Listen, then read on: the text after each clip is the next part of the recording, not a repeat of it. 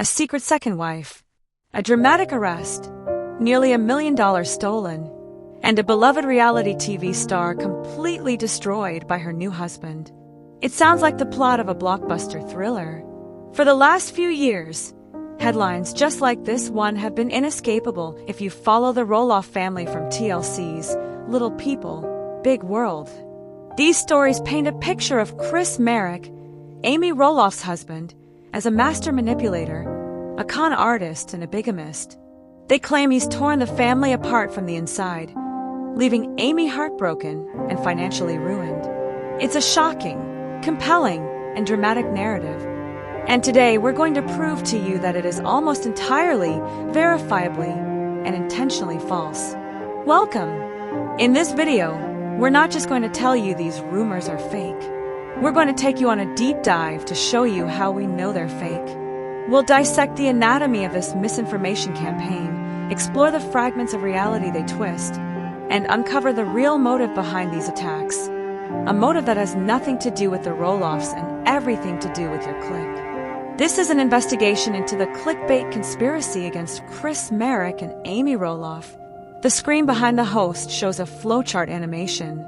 It starts with a generic photo of the Roloffs, then arrows point to clickbait website, sensational YouTube channel, and ad revenue, $. Show screen recordings of scrolling through low-quality gossip websites filled with ads and poorly written articles. Show examples of YouTube channels that use robotic text-to-speech voices to read these same articles over stock photos.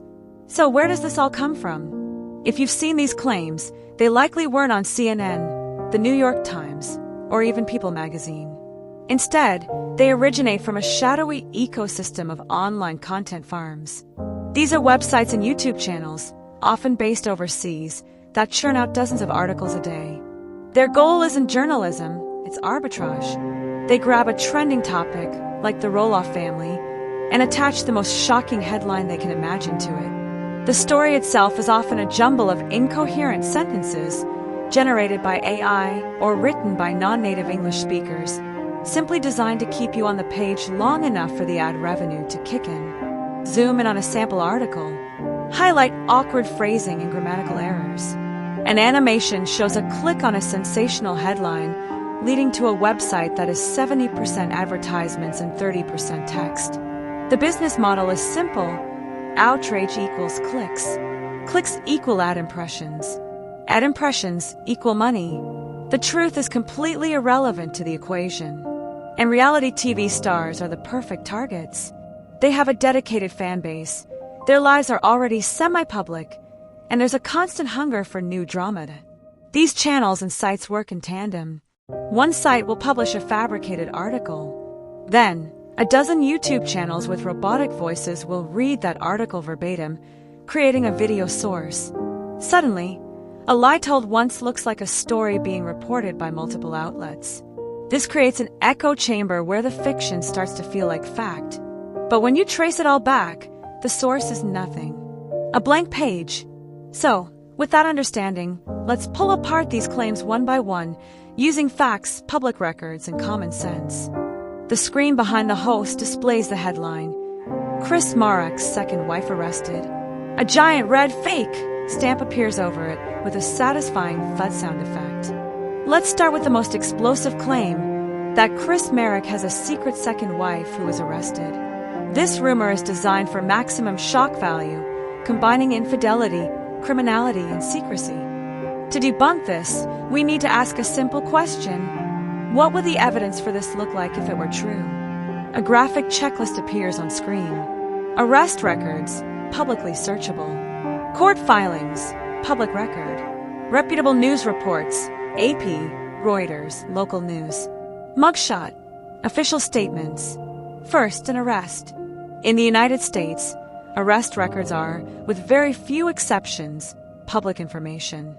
We conducted thorough searches of public records databases in Oregon, where Chris and Amy live, as well as federal databases. The result? Absolutely nothing.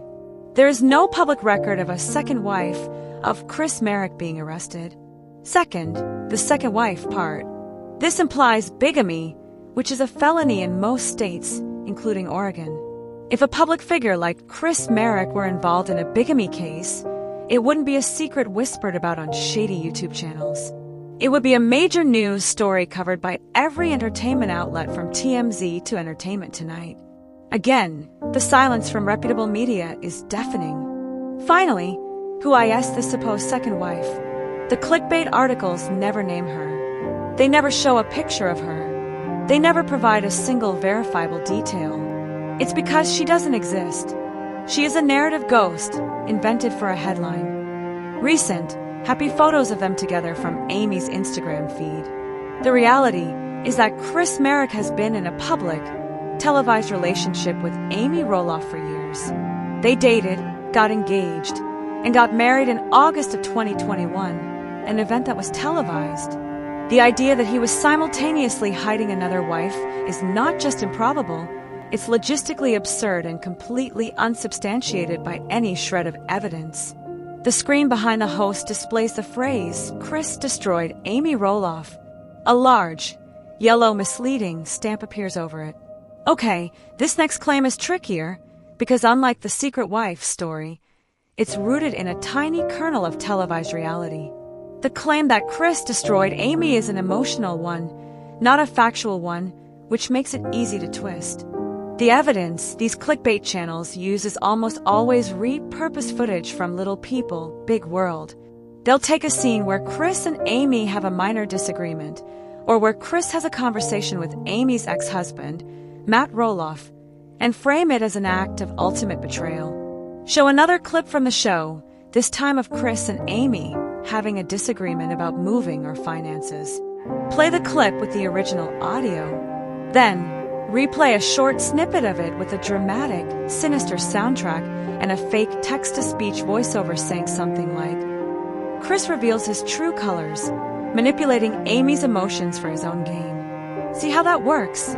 They decontextualize a normal marital moment.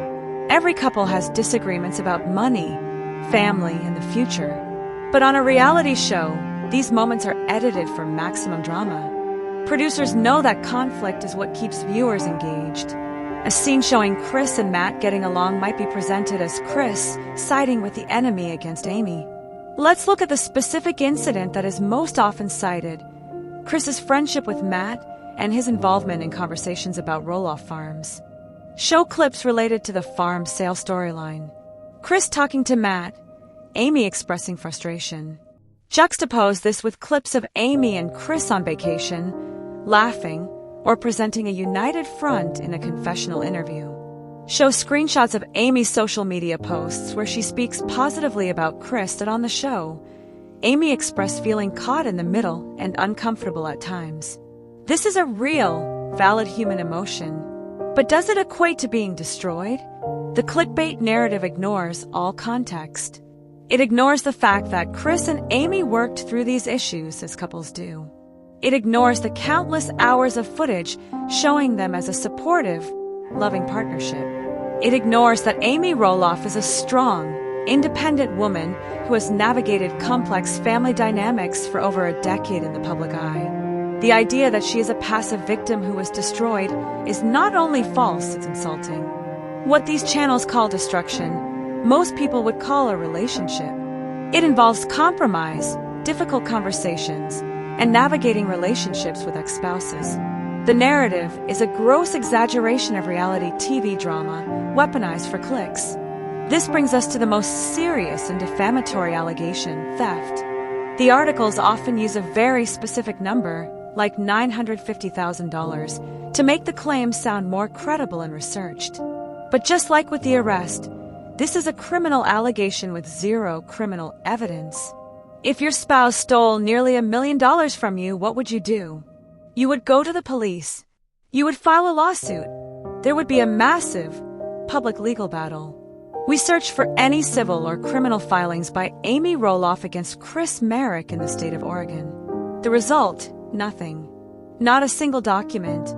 So where does the magic number, $950,000, come from? It's almost certainly a distorted version of a real financial event.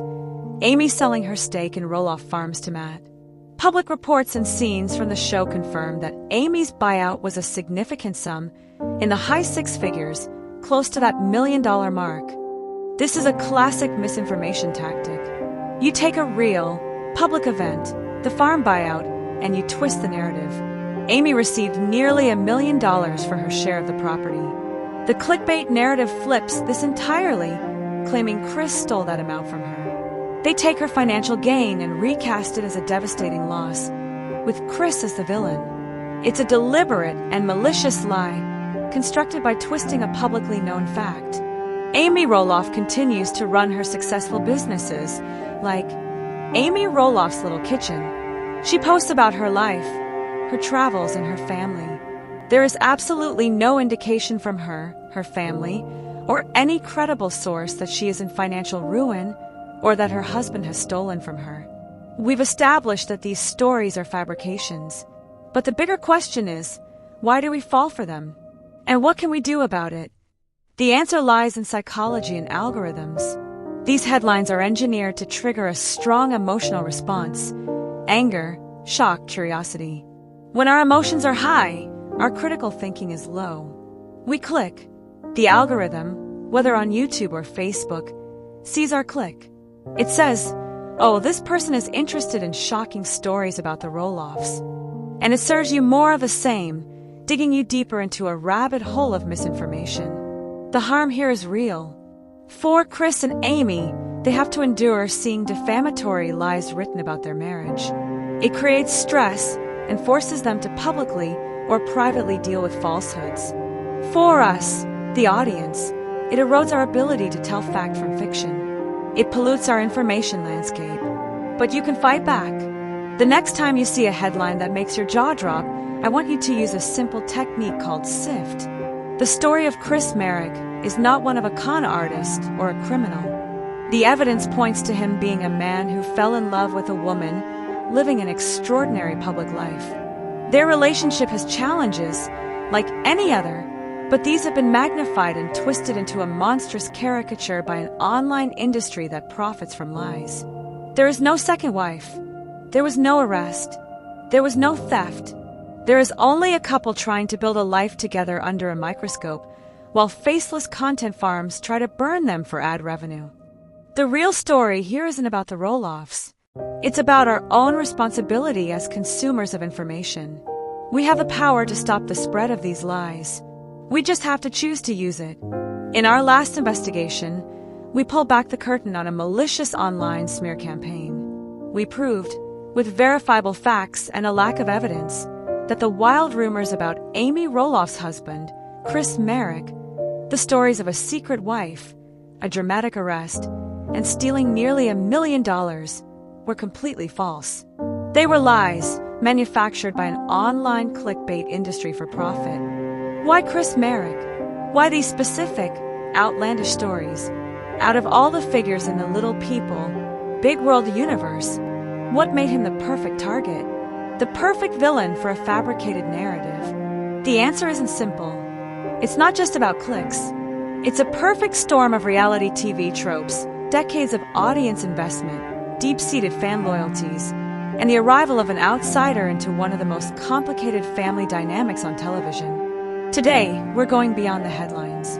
We're not just debunking lies, we're dissecting them. This is the psychology of the smear campaign, and an exploration of how Chris Marek was cast as the villain in a story he never auditioned for. To understand what happened to Chris, you first need to understand a foundational rule of reality television: audiences are suspicious of change. For over a decade, viewers invested in the narrative of the Roloff family, centered around the core partnership of Matt and Amy. Their marriage, their business, their divorce, it was the central drama of the show. Viewers formed deep, parasocial relationships with the family. They picked sides. You were either Team Matt or Team Amy. This wasn't just a TV show. For many, it was a long-running emotional investment. Then, along comes Chris Marek. He isn't just a new boyfriend. He is the replacement for a foundational pillar of the show's entire history. In narrative terms, he is the outsider. And in reality TV, the outsider is almost always treated as a potential threat until proven otherwise. Compounding this is Chris's personality. Unlike the often dramatic Roloffs, Marek's on-screen persona is calm, steady, and reserved. He's not a big personality who gives flashy sound bites for the camera. While this might be a perfectly normal disposition in real life, on television, it creates a vacuum. He's a blank slate, and this is where the clickbait creators thrive. A blank slate is a canvas. Since Chris didn't provide them with loud, overt drama, they could project any motivation they wanted onto him. His calmness became calculating. His quietness became scheming. His desire for a peaceful life with Amy was twisted into a plot to isolate her. He was the unknown variable, and the rumor mill filled in the blanks with the most sinister story possible, preying on the audience's inherent suspicion of the new guy. If the outsider trope loaded the gun, then the unresolved tension between Matt and Amy pulled the trigger. For years, every plotline on the show revolved around their conflict and complicated post-divorce relationship. Chris didn't just marry Amy, he stepped into the middle of a decades-long proxy war. This is the single most important factor in the Chris destroyed Amy narrative. Any interaction Chris has with Matt is scrutinized through the lens of the Matt-Amy conflict. Let's look at the prime example, Chris's friendship with Matt. In a normal, healthy co-parenting or post-divorce situation, a new partner being cordial with the ex is seen as a sign of maturity. It's a good thing, but in the hyper-dramatized world of LPBW fandom, it's framed as an act of ultimate betrayal. The clickbait narrative understands the Team Amy faction of the audience perfectly. They know that for this segment of viewers, Matt is the antagonist. Therefore, anyone who is friendly with Matt must also be an antagonist. By simply having a civil conversation with Matt, Chris was branded a traitor. He was siding with the enemy. These creators didn't need to invent a complex conspiracy. All they had to do was take real footage, Chris and Matt being friendly, and add a malicious caption. They weaponized the audience's pre-existing biases. They knew that for a portion of the fan base, seeing Chris and Matt get along would feel like a betrayal of Amy, even if Amy herself was okay with it. Every great drama needs high stakes, and in the Roloff universe, the ultimate stake is the farm. The multi-season arc of who will get the farm is the central conflict of the modern era of the show. When Matt Roloff ultimately failed to come to an agreement with his sons, Zach and Jeremy, it created a massive rift in the family and a wave of disappointment among viewers. And who was present for this entire chaotic period? Marek. He married Amy right as this family-defining crisis reached its boiling point.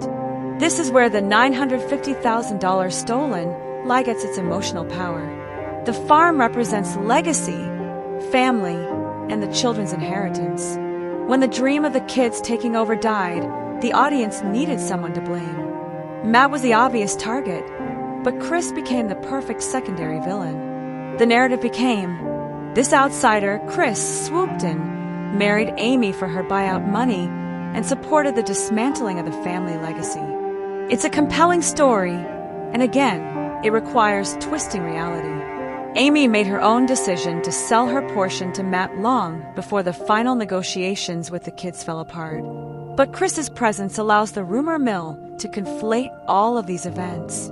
They paint him as an interloper who influenced Amy to abandon the family legacy in favor of a new life with him. Any logical advice he gave was reframed as manipulation. His support for Amy's decision to move on from the farm was twisted into a scheme to get her money and run. He became the scapegoat for a family drama that had been brewing for 30 years. The final piece of his psychological puzzle is perhaps the most insidious. The smear campaign against Chris is also, in a way, a subtle attack on Amy's agency. It relies on painting her as a weak-willed victim who is incapable of making her own decisions. Throughout her time on the show, Amy has been portrayed as the emotional heart of the family. She's thoughtful, she's cautious, and she processes her feelings openly. The clickbait creators take this portrayal of emotional depth and reframe it as fragility. They weaponize the audience's sympathy for her. The narrative they sell is this: poor Amy, after finally escaping her difficult marriage to Matt, has fallen into the clutches of another manipulative man. This story works because it taps into a protective instinct in the audience. Viewers who have sympathized with Amy's struggles for years are primed to believe she is in peril again. This narrative completely ignores the reality of who Amy Roloff is in 2025.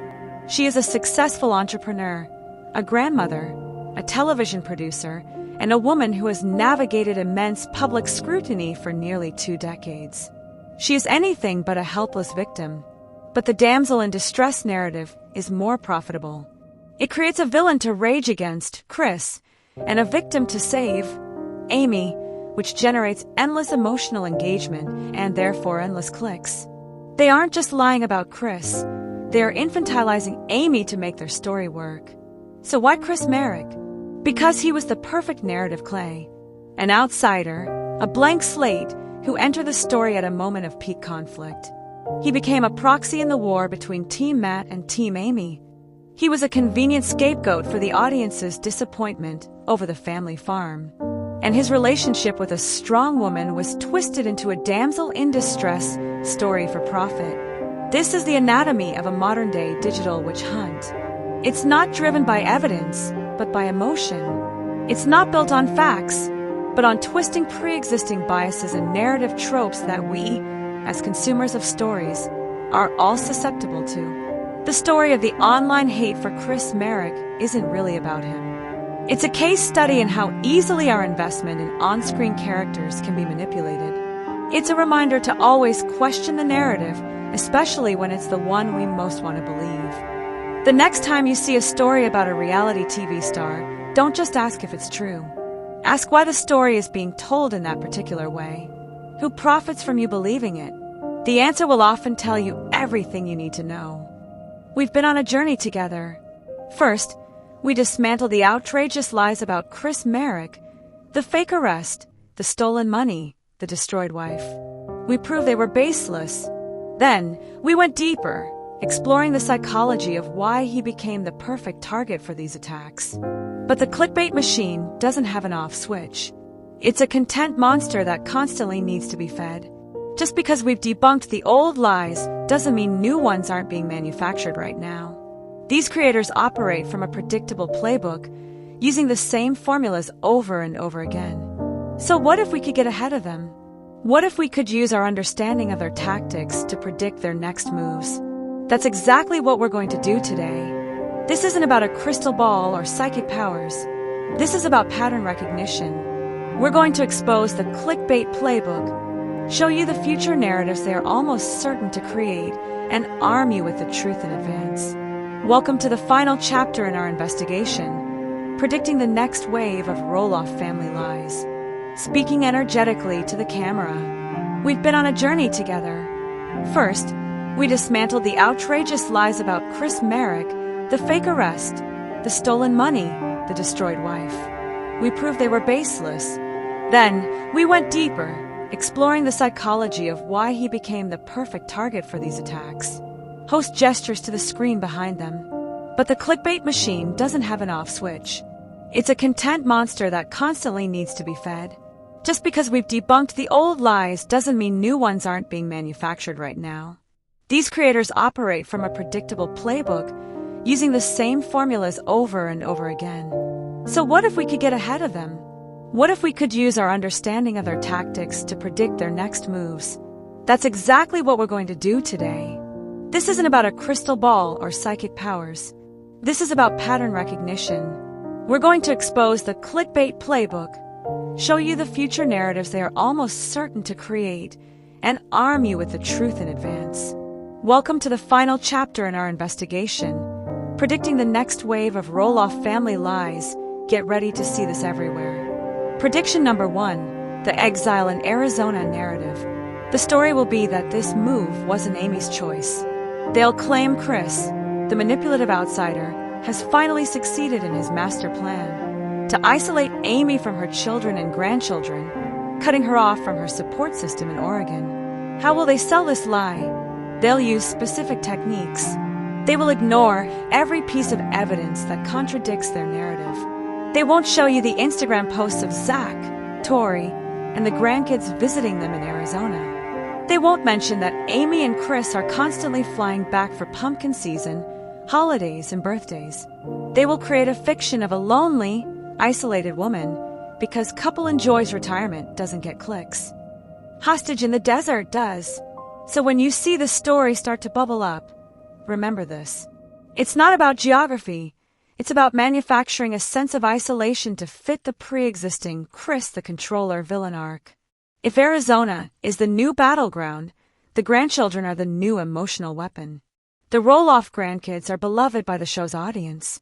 They represent the family's future and are a source of immense joy. And that makes them the perfect pawns for the clickbait industry. Another mock-up thumbnail appears.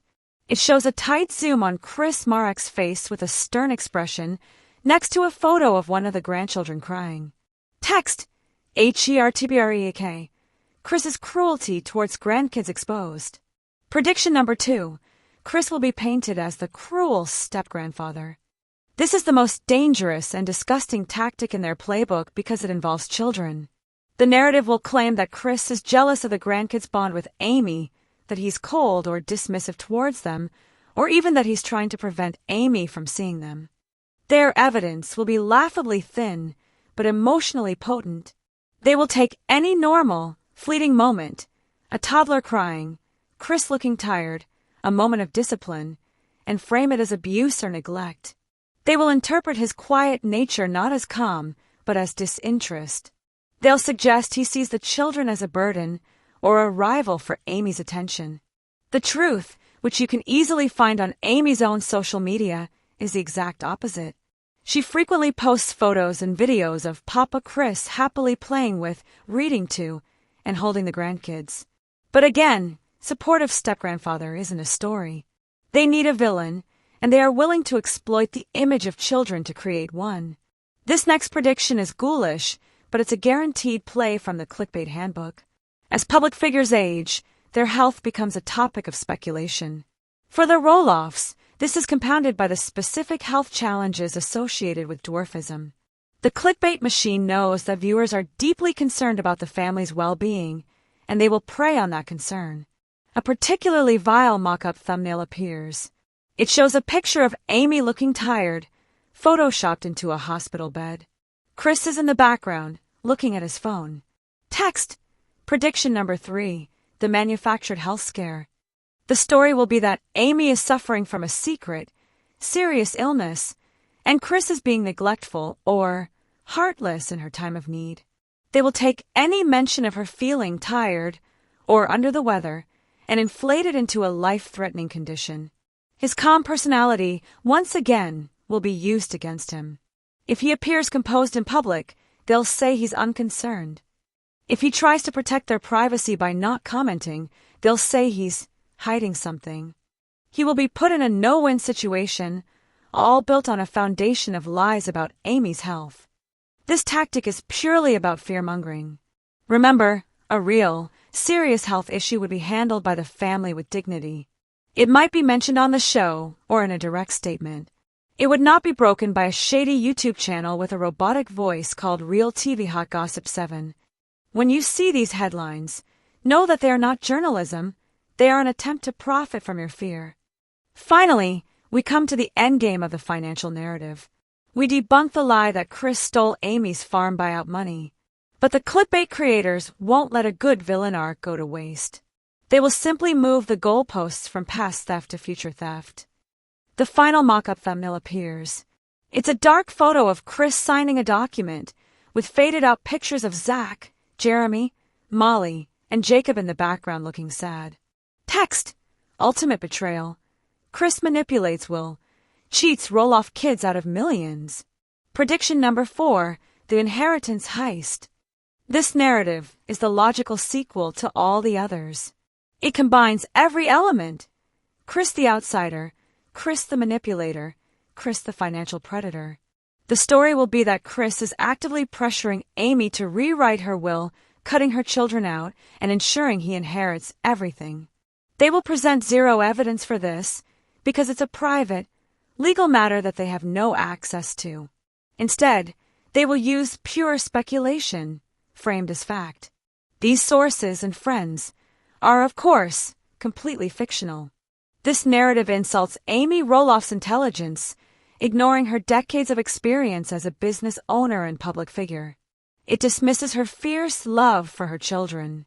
It's a story designed to trigger the audience's sense of injustice and fear for the family's legacy. It's the final, desperate move in their playbook.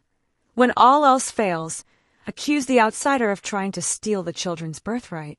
Exile in Arizona, cruelty to the grandkids, a fake health crisis, an inheritance heist. These are the stories that are coming. They are predictable because the people who create them are not journalists. They are formulaic content manufacturers. They have a template. Identify an outsider. Frame them as a controlling manipulator.